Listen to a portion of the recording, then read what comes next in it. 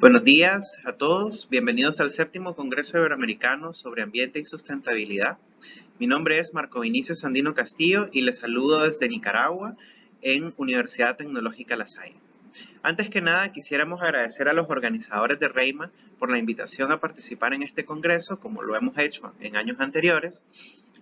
Nosotros somos parte también de la red como punto focal en el país de Nicaragua. El día de hoy estaré presentándoles el trabajo titulado Regulación gubernamental como promotor de innovación verde en áreas de energías renovables en Centroamérica.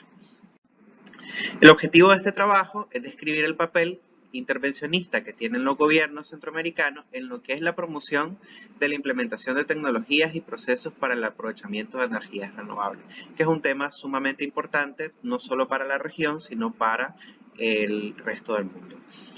En este caso, vamos a tratar de contextualizar un poco acerca de lo que nosotros queremos hacer. En principio, cuando nosotros hablamos de las regulaciones gubernamentales, nos vamos a referir a leyes y normativas, pero que se van a vincular directamente con los sectores empresariales. ¿Qué significa esto? Que lo que nosotros queremos analizar es cómo, a partir de regulaciones gubernamentales, los diferentes gobiernos pueden intervenir, ya sea fomentando o presionando a las empresas para que desarrollen prácticas en lo que tiene que ver con la generación de energías renovables y lo que es las prácticas de eficiencia energética. En este caso, ¿verdad? Uno de los primeros puntos de los que se debe hacer mención o referencia es que Centroamérica como región no cuenta con fuentes de producción o generación de energía, perdón, de producción de petróleo.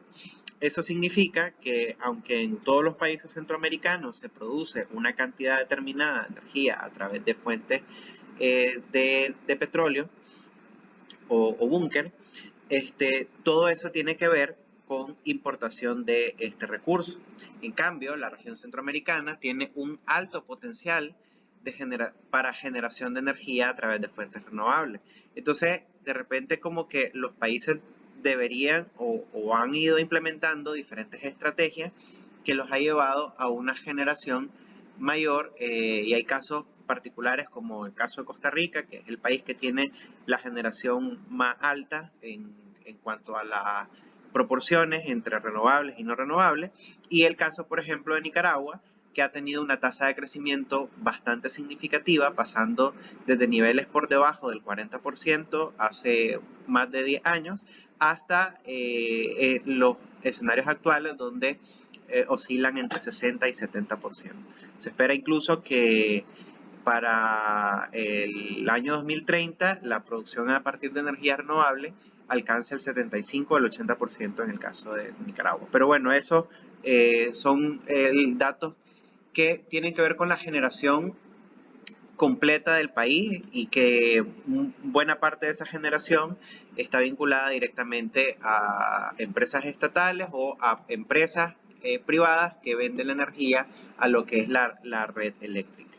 Aquí en este caso, en el caso de este trabajo en particular, lo que nosotros estamos tratando de enfocarnos es hacia cómo un marco normativo permitiría a la empresa aprovechar recursos de energías renovables para generar innovaciones verdes. Vamos a ver un poco a qué nos referimos con esto.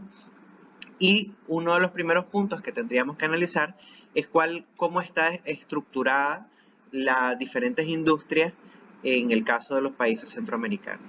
Y acá pueden ver, ¿verdad?, que nosotros podemos separar las diferentes industrias en tres niveles. El sector primario, que tiene que ver con la explotación de recursos naturales, principalmente en el caso de los países centroamericanos, lo que es agricultura y ganadería, aunque hay también explotación de recursos como minerías, etc. Luego tenemos el sector secundario, donde encontramos lo que es la manufactura y la transformación. Y finalmente el sector terciario, que tiene que ver con el sector de los servicios. En este caso, Nicaragua es el país que tiene una estructura de sector primario más grande junto con Honduras, y en los casos de Costa Rica y Panamá tienen las estructuras en el caso de los sectores terciarios más grandes. Es curioso un poco observar esta gráfica porque a cómo está diseñada y a cómo está puesta, representa muy bien cómo son las condiciones de producción o económica de los países de la región. De hecho, a nivel centroamericano, nosotros encontramos 3 niveles de economía que están bastante marcados. El primer nivel, los países que para la región centroamericana están a un nivel de desarrollo o niveles económicos, producción de PIB, ingresos per cápita, etcétera, mayores, serían en el caso de Costa Rica y Panamá. Un sector intermedio con PIB similares o estructuras económicas similares, encontramos Guatemala y El Salvador, y un nivel más bajo con estructuras económicas con niveles un poco más reducidos son Honduras y Nicaragua. Aunque eso desde la perspectiva de estructuras económicas generales.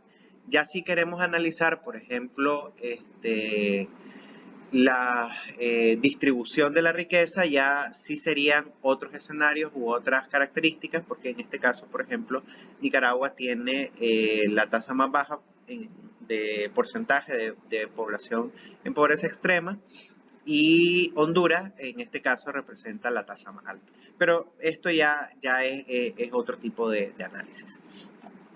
Ok, ¿a qué nos referimos cuando vamos a hablar acerca de innovaciones verdes? Bien, sobre innovaciones verdes, nosotros tendríamos que tomar el concepto base de lo que es innovación en empresas y acá nosotros podemos encontrar que las innovaciones pueden desarrollarse a partir de nuevos productos, procesos, tecnologías o enfoques de gestión. En este caso, cuando nosotros hablamos de innovaciones verdes, cuando le agregamos esta colita de verde, a lo que nos referimos a que tanto los nuevos productos como los procesos, tecnologías y enfoques de gestión estarán enfocados directamente a innovaciones vinculadas a la protección del medio ambiente o al aprovechamiento de recursos renovables. En este sentido, por ejemplo, si hablamos de productos verdes, podríamos hablar de un producto que sea ecoamigable con el ambiente, que su empaque sea ecoamigable, ¿ya? O que ese producto como tal genere una menor cantidad de CO2 tanto en su producción como en su uso. Y lo mismo sucedería con el caso de procesos, tecnologías y enfoques de gestión. Acá nosotros nos vamos a enfocar directamente en lo que son estos 3 últimos, procesos, tecnologías y enfoques de gestión, porque lo que queremos analizar es cómo los sectores empresariales pueden desarrollar o verse motivados a desarrollar procesos, tecnologías y enfoques de gestión para específicamente lo que es prácticas de eficiencia energética y autogeneración de energías renovables a partir de lo que son leyes y normativas gubernamentales o a través de los gobiernos, ¿verdad? Que los motiven o los empujen hacia este tipo de prácticas. Bien, obviamente para ello vamos a tener que entender qué vamos a considerar nosotros como una regulación ambiental. Y en este sentido, nosotros tendríamos que separar, como lo propone Zhang et al. En el 2019, la regulación ambiental la podemos dividir en 2 categorías. Lo que sería la regulación de mando y control y lo que serían las regulaciones basadas en el mercado. En el caso de las regulaciones basadas en mando y control, hacen referencia a regulaciones de carácter prohibitivo que traen consigo sanciones por el incumplimiento. Y las regulaciones basadas en el mercado hacen referencia a diferentes incentivos, subsidios, exoneraciones de impuestos para la adquisición de equipos o desarrollo de innovaciones o prácticas que tengan que ver con lo que es la protección ambiental. Y en este sentido, hay que hacer una aclaración que sobre estos tipos de regulaciones que pueden existir, hay como diferentes puntos de vista sobre el impacto que tiene. Hay una coincidencia sobre lo que es la regulación basada en el mercado, y en este sentido, bueno, se considera que efectivamente los incentivos, por ejemplo, los incentivos fiscales por la adquisición de equipo para mejora de eficiencia energética, tienen un impacto positivo. O en términos generales, lo que va a promover es que la gente compre más esos productos. Y eso también podría aplicarse, por ejemplo, si existen incentivos para lo que son los sistemas de autogeneración a partir de, por ejemplo, energía solar, que es como uno de los más comunes que se utiliza. Eso obviamente empujará porque ayudará a que el costo de la instalación de este sistema y por lo tanto de la generación de energía sea más barato, y eso obviamente es atractivo para las empresas. Pero en el caso de las regulaciones de mando y control, existen como ciertas diferencias de opiniones entre autores sobre si su impacto realmente es negativo o positivo. Y el problema acá con las regulaciones de mando y control, que esas prohibiciones a veces efectivamente empujan a que las empresas puedan desarrollar este tipo de prácticas, y en otras ocasiones estas detienen a las empresas para el desarrollo de este tipo de prácticas. Y particularmente, bueno, nosotros podríamos encontrar que si hubiese una ley que prohíba, por ejemplo, o que sancione a una empresa que genere una cantidad X de CO2, eso podría empujar a la empresa a desarrollar prácticas de eficiencia energética o de aprovechamiento de energía a través de fuentes renovables. ¿Ya? Sin embargo, ¿qué pasaría si existe una ley que le prohíbe a una empresa aprovechar un recurso renovable? Entonces, en este caso, esa ley vendría a obstaculizar lo que son las innovaciones verdes. Y eso es un poco el debate que existe. Entonces, en el caso de la regulación basada en mando y control, mucho tendrá que ver el impacto de la ley, el enfoque que tiene la misma ley como tal. Bien, un poco hablando acerca de la metodología implementada, lo que se hizo acá fue el análisis documental de diferentes leyes y normativas vinculadas a la autogeneración de energía y a las prácticas de eficiencia energética. Esto se hizo en un periodo o en un rango entre el año 1997 y 2017, es decir, se extrajo todas las leyes o normativas que existían entre 1997 y 2017 que tuvieran que ver con autogeneración de energía, energía específicamente renovable, y lo que es las prácticas de eficiencia energética. ¿Qué pasa acá? Que cuando decimos esto, el enfoque de la ley tendría que tener algún vínculo con su aplicación en las empresas. Porque si decimos, por ejemplo, ahí están las leyes de las concesiones para la generación de geotermia en Nicaragua, por ejemplo, pero bueno, una empresa no va a generar energía con geotermia para alimentar su planta. Ya, o sea, lo que se hace es, esa concesión es para generar energía y vender la energía a la red eléctrica. Entonces, esto no es parte del interés de este estudio. En este estudio lo que analizamos, por ejemplo, son las regulaciones de eficiencia energética dentro de la empresa, las capacidades que se les permiten a la empresa de generar energía a partir, por ejemplo, de energía solar o de biomasa, etc. Bien, acá tenemos un mapeo de las principales leyes que tienen que ver con estos aspectos sobre 5 elementos que logramos encontrar a partir del año 1997 hasta el 2017. Aquí podemos ver que hay países que son los pioneros en algunos sectores. Por ejemplo, Nicaragua fue el pionero en leyes de promoción acerca de energías renovables y leyes sobre biocombustibles. Honduras fue el pionero en tener una ley general de industria eléctrica, y Costa Rica fue el pionero en una ley en cuanto a eficiencia energética. Entonces, acá podemos ver, ¿verdad?, en los escenarios de cada país tiene diferentes tipos de legislaciones, cada uno ha ido avanzando de una manera mayor o menor, en mayor o menor medida respecto a normativas vinculadas a energías renovables y eficiencia energética, pero que tengan que ver con el sector empresarial, ¿verdad? Porque obviamente hay otros tipos de leyes que tiene cada país. Por ejemplo, decía anteriormente la ley que tiene que ver con geotermia, pero que no aplica para los sectores empresariales. Okay. Y acá empezamos a hacer un análisis respecto a qué tipo de regulaciones existen. Bueno, regulaciones basadas en mercado sobre eficiencia energética y regulaciones basadas en el mercado sobre energías renovables. Cabe destacar que cuando hablamos de sí y no, no nos referimos a una ley en específico, sino que pueden ser varias leyes normativas que se vinculan con temas de regulaciones basadas en mercado.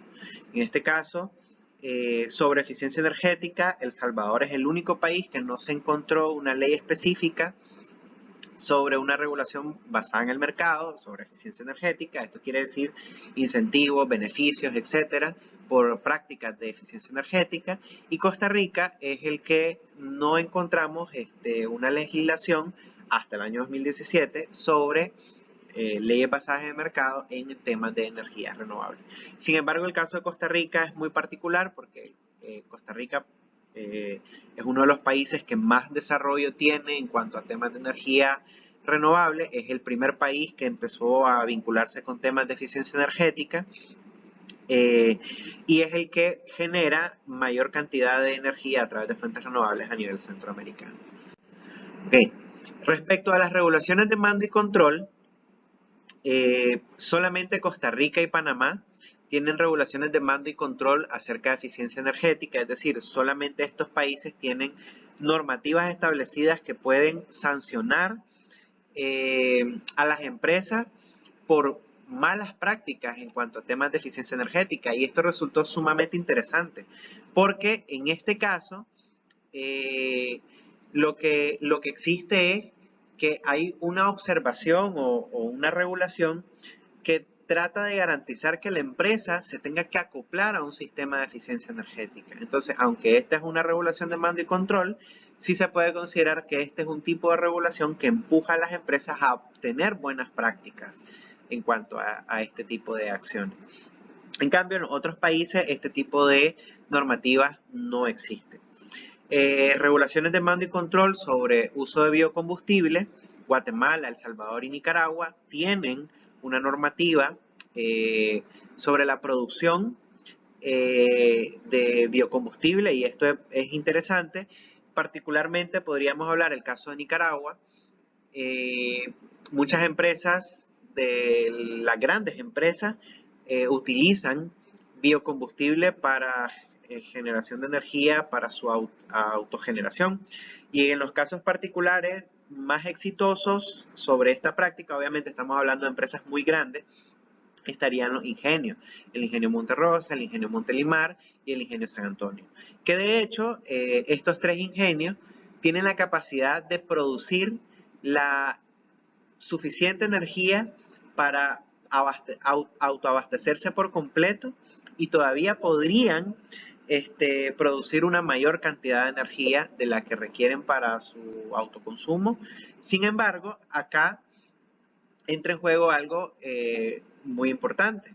Si nos vamos a lo que es regulaciones de mando y control sobre la autogeneración de la energía, todos los países tienen una normativa o una ley que se vincule a esto.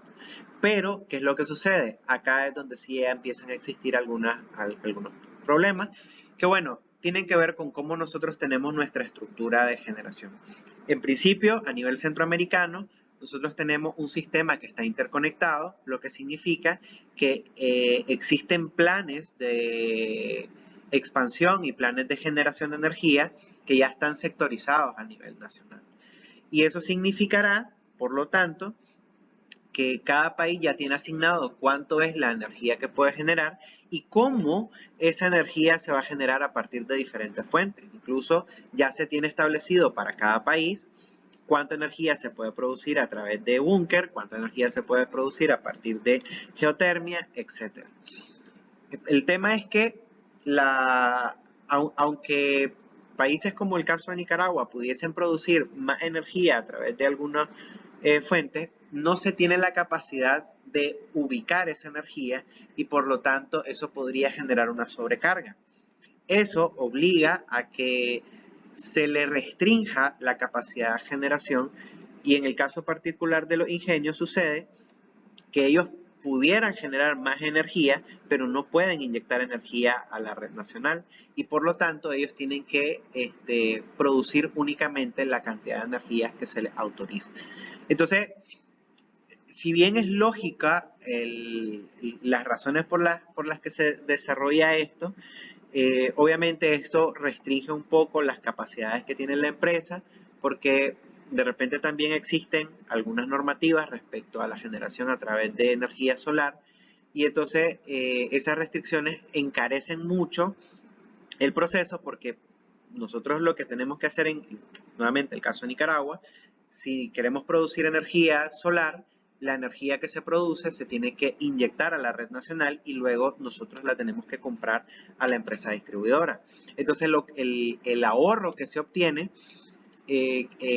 ahí es la diferencia que existe entre la cantidad de energía que nosotros enviamos al costo de la energía versus el precio al que nosotros compramos. Si nosotros generamos energía y la vendemos a 5 cordos el kilovatio y después nos la venden a nosotros a 7, entonces nuestro ahorro es de 5 cordos.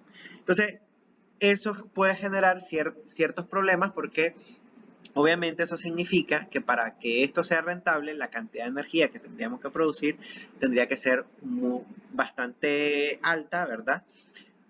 Para que obviamente valga la pena hacer la inversión que se está realizando. Entonces, al final a la larga termina siendo beneficioso para ciertos sectores empresariales muy grandes, pero no tan beneficiosos para los sectores más pequeños. Salvo algunos sectores particulares, en el caso de Nicaragua, el sector turismo tiene incentivos fiscales muy buenos para lo que es energía solar, para lo que es aires acondicionados, calentadores de agua, etcétera, y que hacen atractivo el sistema y que eso ha permitido que se aproveche este recurso y muchos hoteles, por ejemplo, utilicen este tipo de aplicaciones. Bien, a manera de resumen, tenemos que, bueno, cada país tiene su escenario, ¿verdad? Hay Honduras tiene tiene regulaciones basadas en el mercado en los dos sectores que analizamos, pero basado en mando y control solo en uno. El Salvador al revés, El Salvador y Costa Rica al revés, tienen una solo basadas en el mercado y dos tipos de regulaciones basadas en mando y control. Y en el caso de Guatemala, Nicaragua y Panamá, tienen dos en cada uno de los escenarios. Ahora, otro elemento que puede ser determinante para motivar o desmotivar, dependiendo de la lógica, la autogeneración y prácticas de eficiencia energética son los costos de la energía eléctrica. Y parte de los costos, lo que hemos descubierto o lo que hemos analizado, es que una buena parte de los costos está vinculado también a lo que es la carga tributaria que se tiene sobre el tema de la generación o de la energía eléctrica, el costo, el precio de la tarifa de la energía eléctrica, perdón. En este caso, lo que podemos observar es que países como El Salvador, Costa Rica y Panamá son los que tienen las tarifas más altas en la generación comercial, en los niveles entre 1.000 y 5.000 kilovatios. Pero bueno, en el caso de Costa Rica, eso entre más alto es el consumo, más bajo es el precio de la generación. Y el caso de Panamá es el que tiene el costo más alto.